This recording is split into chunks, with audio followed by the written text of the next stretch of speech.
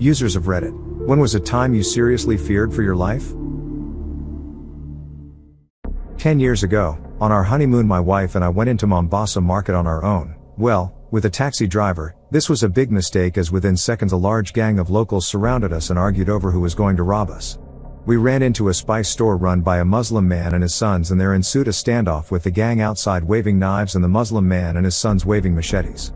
We had a taxi driver who quickly led us through a back door and we ran to the car. That is why, even today when I see so much Islamic violence, I remember those men who saved us 10 years ago and am grateful. Wow, that's brave of them. Did you get a chance to go back and thank them? Sadly no. We were beyond grateful and I think it is something to do with the Islamic guest culture. We were this man's guests so he was bound to protect us. I certainly have no doubt that the gang would have robbed and beaten us and I also have no doubt that the Muslim shop owner and sons would have died to protect us. We did buy a shitload of spices from his shop though. I had a 6 inches kitchen knife thrown at my face. A friend was screwing around and it slipped out of his hand and flew straight at me point first. By the time I realized what the fuck just happened, it was well after the blade had hit me and landed on the floor. Lucky for me, I was smiling or laughing or talking or something that left my lips open, and the knife just nicked the bottom corner of one of my teeth and chipped it. That was the only damage. My friend was understandably upset because he'd just thrown a knife at my face. I wasn't really anything.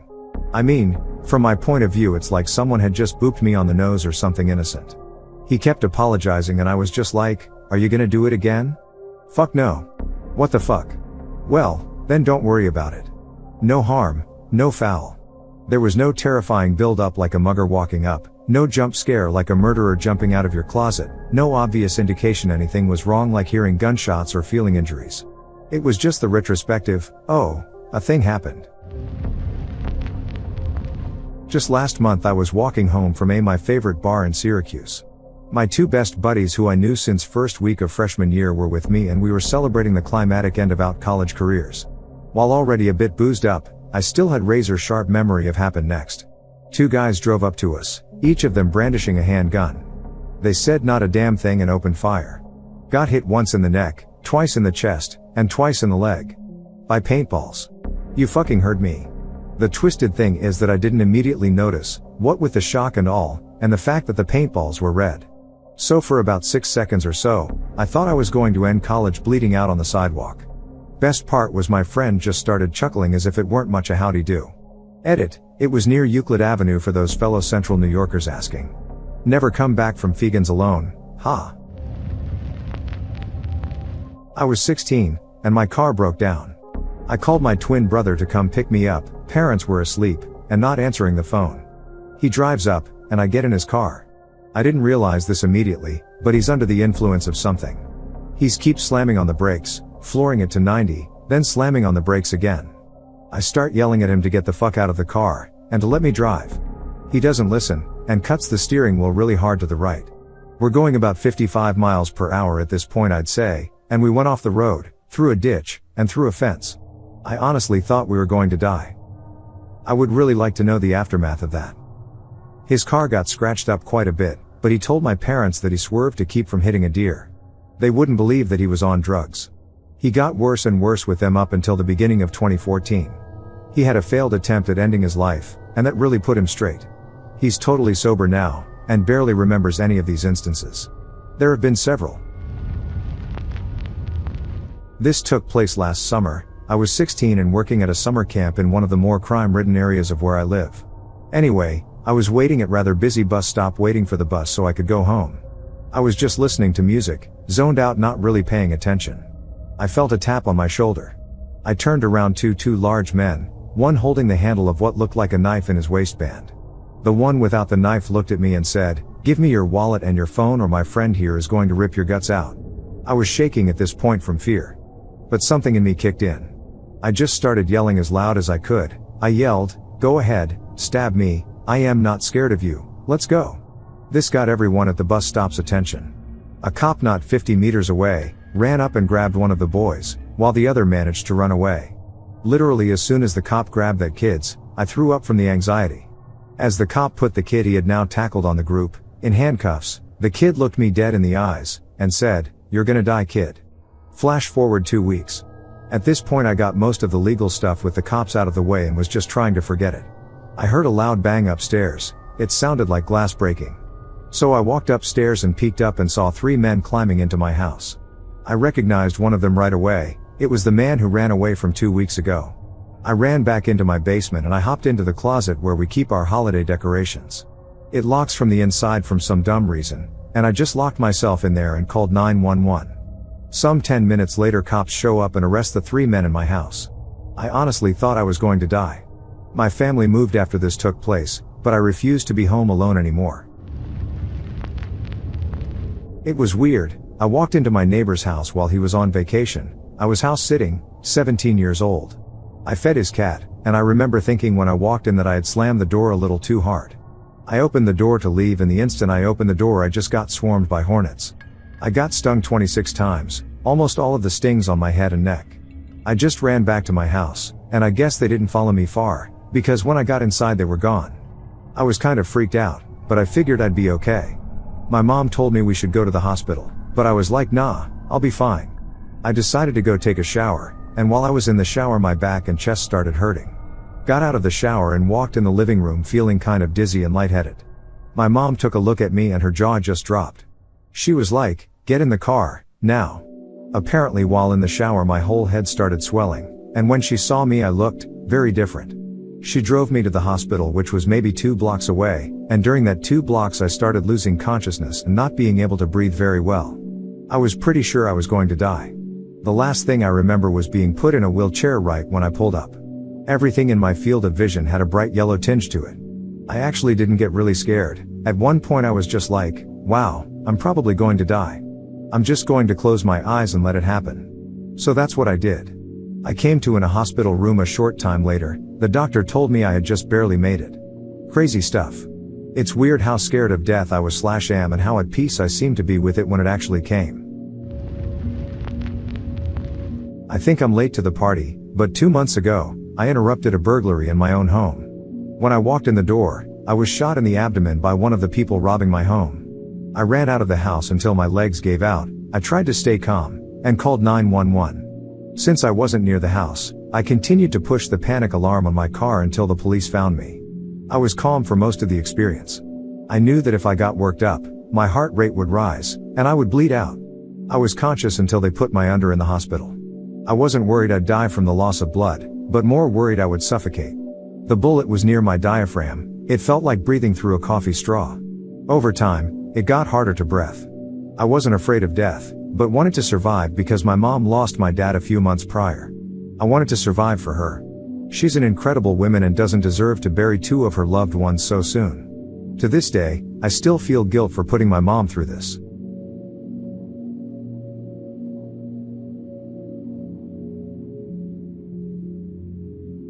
Awful. Was your mom okay? It took a while for her to finally leave my side. I also had trouble with my emotions after, because of the pain and the withdrawal from my pain meds, and would take out my frustrations on her. Things are getting back to normal now. I still have a cane because the bullet is in my spine and severed a nerve.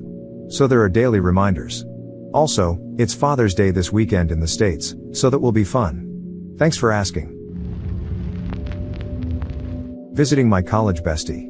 We're hanging out in her apartment, watching anime, drinking tea. Life is good. I hear a clatter behind us and see her roommate rummaging through a kitchen cabinet. She pulls out a large butcher knife, says something to the tune of, "This should do it," and proceeds to go into the bathroom. Bestie was out on the patio talking to her boyfriend. I tell them this when they come back in. Bestie goes pale. This apparently is not new behavior with the roommate. Guy goes ahead and calls the cops. Bestie says she'll wait on the patio to look for them. The unit was hard to find and the area layout was weird. I go towards the bathroom to see if I can hear anything, since they decided I'm the neutral party and thus less likely to upset her. There's water running and the girl is mumbling. I ask if she's about to shower, and if I could come in just for a second. I need some hair mask stuff. There was a second bathroom so I needed a better excuse. You try to come in here and I will fucking stab you. Guy is down the hall, looking ready to tackle if she does come charging at me. I spend the next 40 minutes. Cops decided we weren't super high priority, bad part of town, and hard to find anyhow, keeping up a stream of conversation with her, from the bathroom into her bedroom, at knife point several times, with her swinging and jabbing at me. Cops came and put her under psych hold. I was basically waiting to get stabbed to death for about an hour. She was dangerous and absolutely sincere. If the guy had tried to intervene, she would have hurt me just on principle. Did you ever find out why she did that? Nothing concrete. She would, apparently, harm herself and like to have these dramatic episodes, and use the threat of this to manipulate people around her. Apparently doing it to a house guest was the last straw. Was driving down the highway in a rental car on vacation with my dad. It was late, we were driving straight through to Florida. My dad was asleep in the passenger's seat, when the worst happened. At the time I didn't know what happened, but goes to find out my front left tire came off while we were going about 80 miles per hour. It started this slide to the left where nothing I did slowed or altered my course, where ultimately, we slid down the left side of the highway into a culvert, but even that big concrete drain wasn't enough to slow us down. We kept on sliding right through oncoming traffic into the far side guardrail. As we were both injured, and knocked practically senseless from the multiple collisions, the culvert drain, and now this guardrail, we turned just in time to see this semi-truck coming right at us, air horn blaring. We thought it was over for both of us, for sure. Luckily, we had dented in the guardrail enough to where the back bumper was resting on the white line. The semi missed us. Never before or since have I ever been so close to death, and worse, it was something that was completely out of my control. There was nothing I could do, or could have done, to prevent it. Back in 2011 I was at the Utøya summer camp in Norway. My group was sitting around a friend's travel radio, waiting to hear the police press conference on the bomb that had gone off a few hours earlier in Oslo. Then the loud popping started. People came running over the hill, and my first thought was some sort of crowd panic overreaction, but the look on the face of one person who jumped straight through the bushes made me realize he'd seen something. We decided to move away from the main campsite just to be safe, and headed for a nearby cabin. Halfway there we ended up going into a crouched sprint as the pops became very clear bangs that came ever closer. I would probably have run to the waterside and thrown myself into the lake if not for the aid workers calling us into the cabin.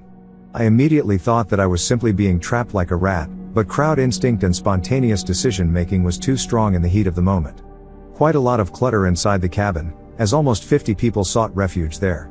I jumped into an empty room and tried to gain control over my breathing while brainstorming possibilities of what was going on. An unspecified amount of minutes later a girl came into the cabin, and immediately started screaming, "He is going to kill us." At the time I was simply knee-jerk angry at the pointless screaming, but she was then herded into my room by two of the aid workers, and it's clear she was bleeding from the arm. Nothing outwardly grotesque, but it was the final nail in the coffin of any doubt I had about the scenario I was in. As the shooting was heard coming closer I had to seek refuge under a bed that was too small, and then had one of the aid workers squeezed in next to me, essentially trapping me for the next 2 hours with not enough space to move my arms, and with the bunk bed squeezing down on my ribcage. Those hours are kind of a blur. A lot of time to think, speculate, listen. The height of fear came when the gunman tried to open the door, and then shot 2 rounds through the door's glass window. For 1 second there I was resigned to death. Then nothing happened. Probably the worst thing was hearing screaming some 30 to 40 meters from the cabin, which I later realized was pretty much the dying screams of some people who had stayed at the waterside and not jumped into the lake. I don't remember what the scream was like at all. I only remember that I remembered it, so to speak. My mind has twisted it beyond all recognition, rendering it incapable of harming me emotionally. It was hell in the immediate aftermath of safety, though, as the screams repeated themselves dozens of times in my head uncontrollably for a few minutes. But yeah, scary stuff, and this is the heavily abridged version of the experience. And don't worry, I'm one of the relatively lucky ones. I never saw any dead bodies, never saw someone die, was dry and indoors for most of the experience, and lost nobody close to me. And like I mentioned, even the most traumatizing part for me has been twisted by my own memory into becoming unrecognizable and harmless. I don't struggle with night terrors and lack of sleep anymore and only have occasional pangs of paranoia, but nothing crippling. Feel free to ask anything. The event has been relived in my head and retold so many times that I can easily chat about it even in casual conversation. No need for cautious steps outside of normal civility. Jesus. That must have just been horrifying, especially not knowing if he was going to make his way over to your location. More horrifying not knowing what the threat is specifically.